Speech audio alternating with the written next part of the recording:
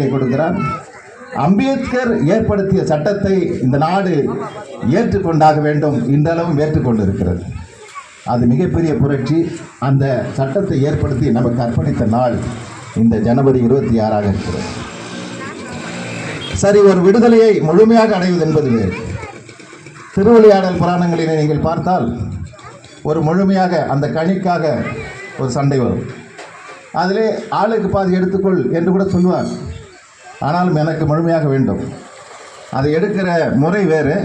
ஆனால் நான் கனியை எனக்குத்தான் வேண்டும் என்று ஒரு சாதுரியமாக விநாயகர் எடுத்துக்கொள்வார். விடுதலையிலும் அப்படி ஒரு சூழ்நிலை.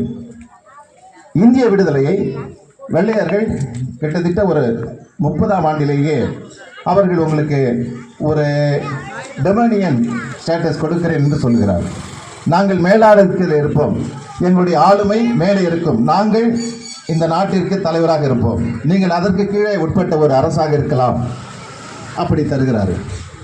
அதற்கு லாகூர் மாநாட்டிலே இருக்கிற பெரும்பாலான காங்கிரஸ்காரர்கள் அந்த கூட்டத்தில் ஏற்றுக்கொள்கிறார்கள்.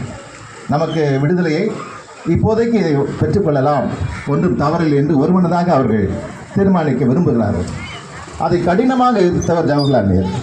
எங்களுக்கு முழுமையான சுதந்திரம் வேண்டும், நீ எனக்கு தலைவனாக இருந்தால் நான் உனக்கு கீழே இந்த நாட்டிலே ஒரு சுதந்திரமான பிரஜையாக இருக்க முடியாது என்பதை நேரு அவர்கள் நம்புகிறார். அதைவிட கடுமையான ஒரு போராளி சுபாஷ் சந்திரபோஸ் அவர்கள் அதை கடுமையாக எதிர்க்கிறார். இல்லை என்றால் அடுத்தது ஒரு ஆயுத போராட்டம், மிகப்பெரிய போராட்டத்தை